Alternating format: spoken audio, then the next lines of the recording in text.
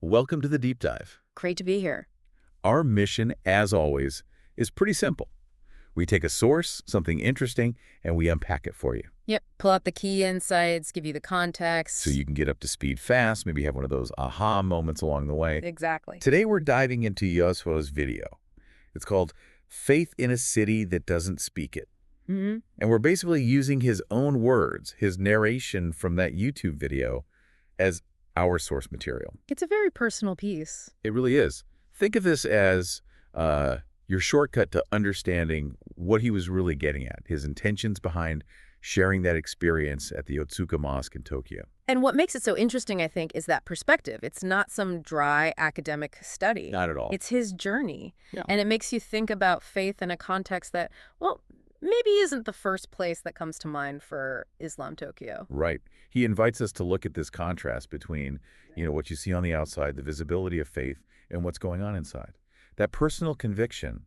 That internal dimension, yeah. Absolutely. And he hits you with that contrast right from the start, doesn't he? He really does. He points out, you walk around Tokyo, you don't see the usual signs, no minarets piercing the skyline, no call to prayer over loudspeakers. None of that traditional architecture or soundscape you might associate with Islam elsewhere. But then, almost in the same breath, he drops this idea that this city, it might be the most powerful place I've ever prayed. Which immediately grabs you. It's counterintuitive. Totally. Yeah. So he sets up Tokyo. Fast, quiet, focused, almost intense in its own way. And against that, he puts his own journey, which is slower, more reflective, heading towards this, hidden spot. And that contrast frames the big question he seems to be wrestling with throughout the video. Which is? Can you carry your faith in a place where faith is invisible to the world, but fully alive inside you? That's really the core, isn't it? I think so. It forces you, the listener, to think about how resilient faith can be. Can it thrive without all the external scaffolding, the public displays, the community nodding along? And he uses this great image to explore that. The Toden line. Ah, yes, the streetcar. For anyone who hasn't seen the video, maybe explain why this specific streetcar is so important to his story. Well, what's really neat is how he picks this one streetcar line, the only one left, he says, in this huge, super modern city. A relic, almost. Kind of, and he highlights how it just gently moves through everyday Tokyo life, past flower shops, grocery stores, schools, real life. Not the usual image of Tokyo, like the glass towers he mentions. Exactly, it's a different pace. And he directly contrasts its slowness with the city's obsession with speed and efficiency. And that slowness becomes, what do you call it, resistance? Quiet resistance. Okay, let's pause on that idea. Slowness as resistance. In a city that values speed so much. Right. This little tram offers a completely different rhythm, and he explicitly links that rhythm to faith itself. How does he put it? He describes faith as quiet, repetitive, invisible. Quiet, repetitive, invisible, but not weak or pointless. No, definitely not. He's very clear that this quiet, maybe unseen faith, it's still taking people somewhere meaningful, somewhere real, somewhere eternal, he says. Just like that streetcar, steadily making its way. Precisely. It's about that inner commitment, the consistency, the personal belief that drives someone, even if nobody else sees it or applauds it. Which perfectly sets up his arrival at the Otsuka Mosque. Because the mosque itself embodies that exact same idea.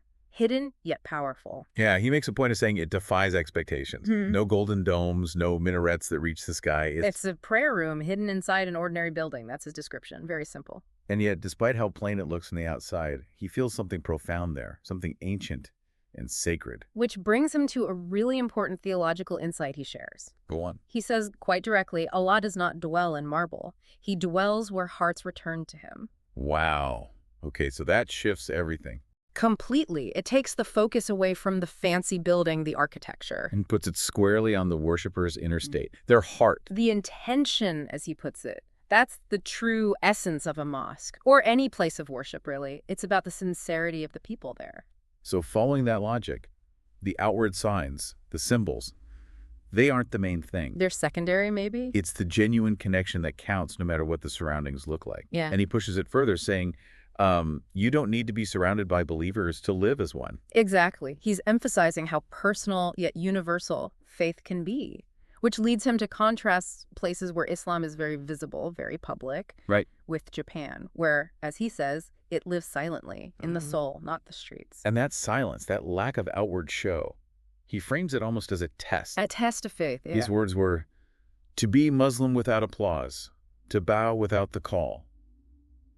That really paints a picture. It does, and he acknowledges the isolation some Muslims feel there. He mentions someone saying, I feel like I'm the only one. That must be tough. For sure, but what Yasuo seems deeply moved by is their commitment, despite that feeling. They keep practicing. Yes, their prayers, fasting, charity, holding on to their faith, as he puts it. He says he found real inspiration in these people who just lived it without making a big show. Their quiet dedication really struck him. It clearly did. And that leads into his own experience arriving at the mosque. It wasn't some grand ceremony. No, very simple. Taking off his shoes, entering a quiet room, and peace.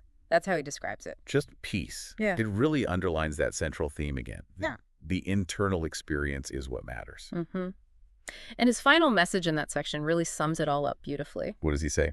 He says, even if no one sees you, Allah does. Powerful. You don't need an audience to be sincere. You don't need a golden dome to be faithful. You just need to show up, to bow, to return. To return, meaning like turn back to God. Exactly. Turning your heart, your focus back to the divine. It's fundamental. And it's intensely personal. You don't need the external trappings. He also adds that reassuring idea of belonging, doesn't he? Even if you're practicing alone. Yes, the reminder that you're still part of the wider ummah. The global Muslim community. Right. So even if you feel isolated geographically, you're connected to this huge worldwide family of faith. That bond exists beyond what you can physically see. So, wrapping up his core message, it seems to be about the strength you can find in quiet internal faith. Definitely. And the idea that intention matters more than outward appearances. And that sense of community can persist even without constant visibility. Absolutely. Yasuo's journey offers this really valuable perspective on how faith operates. It suggests that deep spiritual conviction isn't always tied to big public displays. It makes you appreciate that quiet resilience, maybe especially in places where that faith isn't the majority culture. Precisely. So, for you listening, what does this bring up? We hope digging into Yasuo's message gave you some fresh insights, perhaps. Food for thought, definitely. It really pushes us to consider, when those outward religious symbols aren't everywhere, how does that actually shape faith for an individual? Does it make the inner conviction stronger, maybe more focused? Or does it create unique hurdles, that sense of isolation he mentioned? It's a fascinating question, something to maybe mull over as you go about your day, observing the world around you. How does the environment interact with inner belief?